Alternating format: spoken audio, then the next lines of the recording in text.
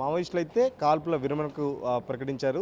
ఇదే అంశంపై మనతో మాట్లాడడానికి ప్రొఫెసర్ హరగోపాల్ గారు ఉన్నారు. సార్ చెప్పండి, గతంలో కాల్పుల విరమణకు సంబంధించి చర్చలకు కూడా రెడీ అని చెప్పారు. లేటెస్ట్‌గా కాల్పుల విరమణ కూడా చెప్తున్నారు. మరి కేంద్ర ప్రభుత్వం ఇంతవరకు ఎలాంటి ప్రకటన చేయలేదు. ఏం చేయదలుచుకున్నారు మరి? మాకు కూడా చాలా ఆశ్చర్యంగా ఉంది. ఇన్నిసార్లు వాళ్ళు అడిగినా కేంద్ర ప్రభుత్వం స్పందించకపోవడం. మేము శాంతి చర్చల ప్రతిపాదన చర్చను సమాజంలోకి తీసుకుపోవడానికి ప్రధాన కారణము, ఒక ఘర్షణ జరుగుతున్నప్పుడు సమాజము స్తబ్దంగా మౌనంగా ఉండడం అనేది ప్రజాస్వామ్యానికి చాలా ప్రమాదం. కనుక వాళ్ళ మధ్యన శాంతి చర్చలు జరిగినా జరగకున్నా సమాజం నుంచి మరింత ఒక బలమైనటువంటి గొంతు వస్తే అప్పుడు కానీ ఇద్దరి మధ్యన జరుగుతున్నట్టు ఘర్షణకు నువ్వెవరు దీన్ని నివారించాలి? రాజ్యం చాలా బలమైంది, వాళ్ళేమో ఒక విశ్వాసాలతో పోరాడుతున్నారు. దీనికి మీరు ఎవరు చెప్పాలి? వాళ్ళకి ఎవరు చెప్పాలంటే పౌర సమాజం నుండి ప్రజాస్వామ్యవాదులు, తర్వాత ఇక్కడ కొన్ని విశ్వాసాలు ఉన్నవాళ్ళు, రాజ్యాంగంలో నమ్మకం ఉన్నవాళ్ళు, వాళ్ళు చెప్పాలి. సమాజమే ఇంటర్వ్యూన్ కావాలి.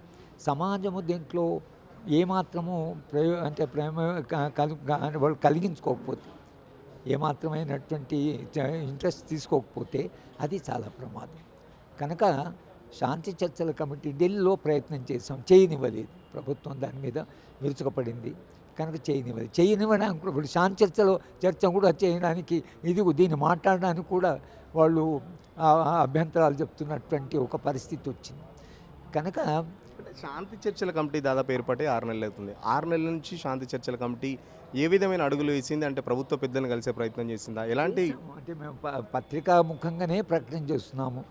కేంద్ర ప్రభుత్వంలో మేము ప్రధానమంత్రికి, హోమ్ మినిస్టర్కి, ప్రెసిడెంట్ ఆఫ్ ఇండియాకు లేఖ రాసాం. మేము ఆల్ ఇండియా కమిటీ తరఫున లేఖకు స్పందన లేదు. మేము రాసిన లేఖకు మల్లికార్జున్ ఖర్గే, తర్వాత రాహుల్ గాంధీ గారు, తర్వాత మిగతా వామపక్ష పార్టీలు స్పందించాయి. వాళ్ళందరూ కూడా శాంతి చర్చలు జరపాలి అనేటువంటిది. ఇక్కడైతే తెలంగాణలో పీసీసీ ప్రెసిడెంటే స్వయాన మేము పెట్టిన మీటింగ్, ఆల్ పార్టీ మీటింగ్ మనం ఇక్కడ పెట్టాం. అన్ని పార్టీలు కూడా శాంతి చర్చలు జరపండి అని అన్నారు. ఎక్సెప్ట్ భారతీయ జనతా పార్టీ, అన్ని పార్టీలు కాంగ్రెస్ పార్టీతో సహా చర్చలు జరపండి. ఈ ప్రయత్నం మనం చేస్తున్నాం. రాజకీయ పార్టీని కలుస్తున్నాం, భిన్నమైన ప్రజా సంఘాలని కలుస్తున్నాం, మీడియాను కలిసి మీడియా ద్వారా విజ్ఞప్తి చేస్తున్నాం. కానీ సమాజంలో ఉండేటువంటి ఒక చైతన్యాన్ని కొంత మనము పైకి చైతన్యం పెరిగితే, ఇలాంటి భవిష్యత్తులో జరిగిన ఒక చైతన్యమైనటువంటి సమాజం అలాంటి జరగకుండా చాలా పెద్ద ఎత్తున ఒత్తిడి పెడుతుంది.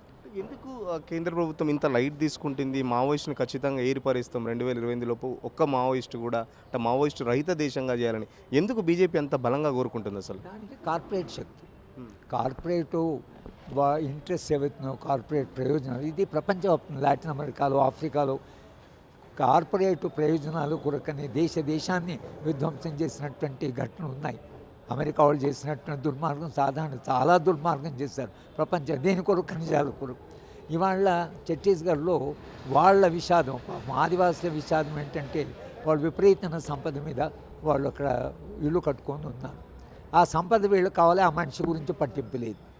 కనుక వాళ్ళు ఏమనుకుంటున్నారంటే, ఇది మొత్తంగా ఈ ఉద్యమాన్ని తీసేస్తే మనం హాయిగా వెళ్ళి, ఆల్రెడీ రోడ్లు అవి వేశారు దానికి ఖనిజ వనరులకు తీసుకుపోవడానికి, కేవలం కార్పొరేటు వాళ్ళ ప్రయోజనాల కొరకు, అక్కడ ఉండే ఖనిజాలను తోకుండా కొరకు ఎవరు అడ్డం వచ్చినా తీసేస్తామని ఛత్తీస్గఢ్ ముఖ్యమంత్రి గారు ఒక ప్రెస్ కాన్ఫరెన్స్ చెప్పాడు. ఎవరు అడ్డం వచ్చినా. అందుకని 2,25,000 చెట్లను కూలగొట్టవలసి వస్తుంది. మరి 22 లక్షలు ఇవాళ వెదర్ పెరిగింది, వాతావరణం మారింది, ఈ వర్షాలు చూస్తున్నారు కదా, మా వాతావరణం ఇంత మార్పు వచ్చింది. కనీసం ఈ వాతావరణంలో వచ్చిన మార్పునైనా గురిపెట్టుకొని, పెరుగుతున్న ఎండలు, పెరుగుతున్నట్టు వేడి గురించి అయినా కనీసం దాని కొరకైనా ముందు ఆలోచించాలి కదా. పోనీ ఇక్కడ మావోయిస్ట్ పార్టీ సమస్య కాదు, ప్రకృతి సమస్య కూడా ఉంది. దాన్ని మనం అనుభవిస్తున్నాం. ఇప్పుడు మీరు హిమాచల్ ప్రదేశ్ అక్కడ పోతే ఎంత ల్యాండ్ స్లైడ్స్ జరుగుతున్నాయి, ఎంత ప్రాణ నష్టం జరుగుతున్నది. ఇవాళ హైదరాబాద్ దాంట్లో ఇంత వర్షాలు ఎప్పుడు లేవు అసలు. ఇంతకన్నా విపరీతంగా వర్షాలు పడుతుంది. ఎండాకాలంలో కూడా అది 46 degrees దాకా పోతున్నది. వీటిని కాపాడంటే వృక్షాలు కావాలి. మీరు వృక్షాలను కొట్టేస్తాం మేము, ఎందుకంటే అక్కడ అంటే మనుషులైనా వృక్షమైనా అది అడ్డం వస్తే కొట్టేసి మేము ముందుకు పోతామనేటువంటి ఈ స్వప్రయోజనం ఏదైతుందో, ఈ స్వార్థం ఏదైతుందో ఇవాళ మన ఆర్థిక వ్యవస్థను నడుపుతున్నది. అది పెద్ద విషాదం, చారిత్రక విషాదం. అంటే కేవలం శాంతి చర్చల కమిటీకి సంబంధించి కొందరు మేధావులు నక్సలైట్లు మావోయిస్టుల గురించి మాట్లాడుతున్నారు, కానీ వాళ్ళు చంపిన ఇన్ఫార్మర్ల నేపథ్యంతో చాలామంది అమాయకులను చంపుతున్నారు, లేకపోతే పోలీసులను చంపుతున్నారు, మిలిటరీని చంపుతున్నారు. వాళ్ళ గురించి ఎవరు పట్టించుకోవట్లేదు, వాళ్ళవి కుటుంబాలవి, వాళ్ళు కూడా ప్రాణాలే అని చెప్పేసి మాట్లాడుతున్నారు. వారికి ఏం సమాధానం చెప్తారు? కమిటీ అధ్యక్షుడు చంద్రకుమార్ గారు ప్రతిసారి చెప్తున్నాడు, ప్రతి మీటింగ్లో ఆయన చెప్తుంది ఏంటంటే ప్రాణ నష్టం జరగకూడదు. ప్రాణ నష్టం అంటే అందరి ప్రాణాలు, ఇటువైపు అటువైపు, కానీ ఎవరికి ప్రాణ నష్టం జరగకూడదు. ఇటువైపు మావోయిస్ట్ వైపు చనిపోయిన వాళ్ళు చాలా విలువైన మనుషులు.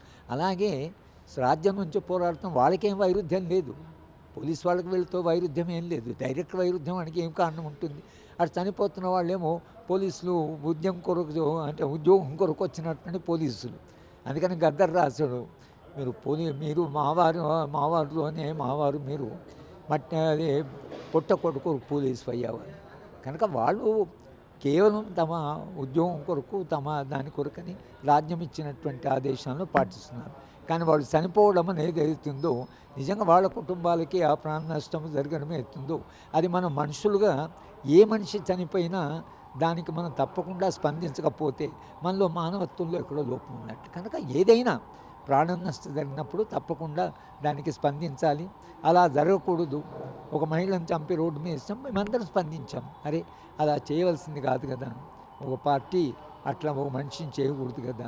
వాళ్ళ కారణాలు వాళ్ళకు ఉండొచ్చు, కానీ బయట చూసే వాళ్ళకి మాత్రం ప్రాణ నష్టం ఇట్లా జరగడం, అది ప్రాణ నష్టమే జరగకూడదని అంటున్నప్పుడు ఇట్లా ప్రాణ నష్టం జరగడము ఎంతవరకు భావ్యం అనేది మనం చర్చిస్తున్నాం. ఇప్పటికే చాలామంది అగ్రనేతలు చనిపోయారు, చాలా పెద్ద ఎత్తున మావోయిస్టులు అయితే తమ నేతలను కోల్పోయిన పరిస్థితి. కనీసం అంత్యక్రియలకు కూడా, అంటే అంతిమ సంస్కారాలు కూడా తమ బాడీలను ఇవ్వలేని పరిస్థితి.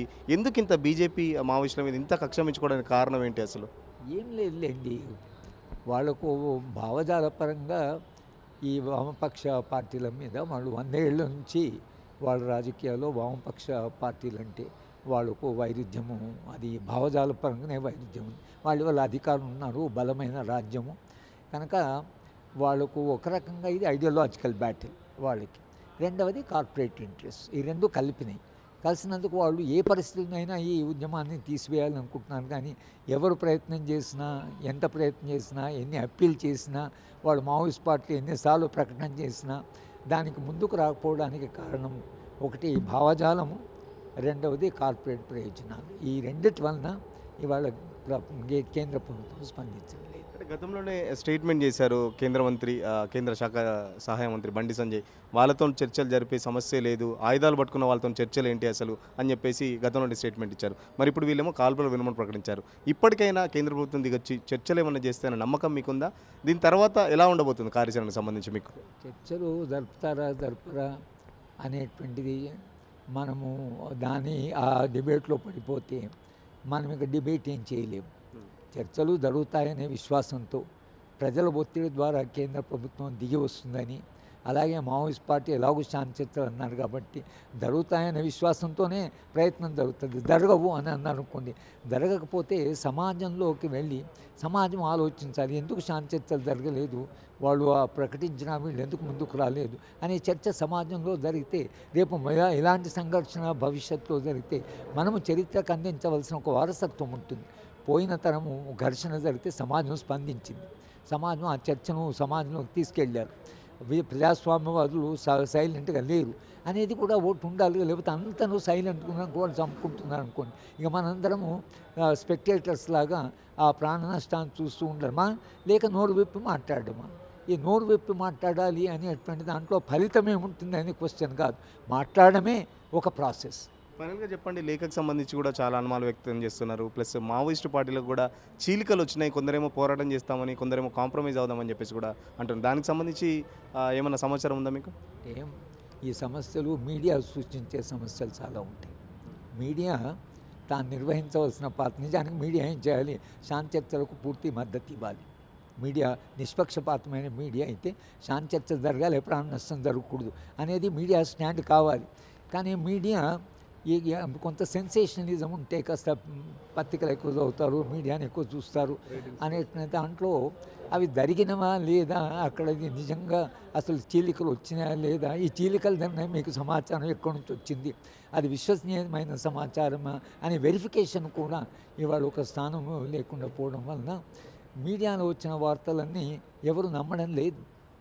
ఏదో చెప్తున్నారు అనే ఉంటుంది కానీ మీడియాలో ఏదో ఒక కాలంలో మీడియాలో వార్త చెప్పినంటే అది 100% విశ్వసనీయత ఉండేది. ఇప్పుడు ఆ విశ్వసనీయత లేదు. అన్ని ఛానల్స్ చూస్తే కూడా ఏ ఛానల్ చూసినా కూడా సరే పర్వాలేదు వీళ్ళు కాస్త వెరిఫై చెప్పుకొని చేస్తారు అనేటువంటి నమ్మకం ఏదంతో ప్రజలు బాగా సరిపోయినారు. అందుకని టీవీ ఛానల్స్ అయితే చాలామంది చూడడం మానేశారు. ఇంగ్లీష్ ఛానల్స్ అవి అయితే అస్సలు చూడడం లేదు. చాలామంది మా స్నేహితులు మా మొత్తం స్నేహవర్గం ఏదో అందరూ ఈ ఇంగ్లీష్ ఛానల్స్ చూడడం మానేస్తారు. చూస్తే అల్ జజీరా చూస్తున్నారు, చూస్తే బీబీసీ చూస్తున్నారు, CNN చూస్తున్నారు, కానీ ఇంగ్లీష్ ఛానల్స్ ఎవరు చూడడం మానేస్తారు. ఎందుకంటే దాంట్లో చెప్తున్నది ఏమీ లేదు, ఒక వెరిఫికేషన్ లేదు, ఒక విశ్వసనీయత లేదు. వాళ్ళకి తోచింది వాళ్ళు చెప్తున్నారు. అది ఆయన చెప్పడానికి వాళ్ళకు రాజకీయాలు ఉన్నాయి, అంటే వాళ్ళ వ్యక్తిగతంగా రాజకీయాలు లేవు, కానీ రాజకీయ ప్రయోజనాలు ఉన్నాయి. వాళ్ళ ఓనర్స్కు ప్రయోజనాలే వీళ్ళు అక్కడ కాపాడాలి. కానీ వీళ్ళు మాకు లేదు, మాకు స్వతంత్రం ఉంది, నేను జర్నలిస్టును, నేను సమాజానికి సమాచారం ఇవ్వాల్సిన వాడిని, నాకు ఆ బాధ్యత ఉంది అనే జర్నలిస్టు లేకుండా పోయారు. దానివల్ల కూడా ఇవాళ సమాచారం వచ్చే సమాచారం కరెక్టా కాదా అనేవి ఇప్పుడు ఇవాళ మీరు ప్రశ్న అడిగారు అనుకోండి, నిజంగానే వాళ్ళు విడిపోయి ఉండి మనకు సమాచారం దాని మీద ఒక చర్చ జరగవచ్చు. ఎందుకు విడిపోయారు, ఏమైంది, అంతర్గతంగా ఏమైంది, ఘర్షణ వచ్చిందని. కానీ ఆ సమాచారం విశ్వసనీయమా కాదా అన్నప్పుడు మన చర్చ జరపడం కూడా చాలా కష్టమైపోతుంది.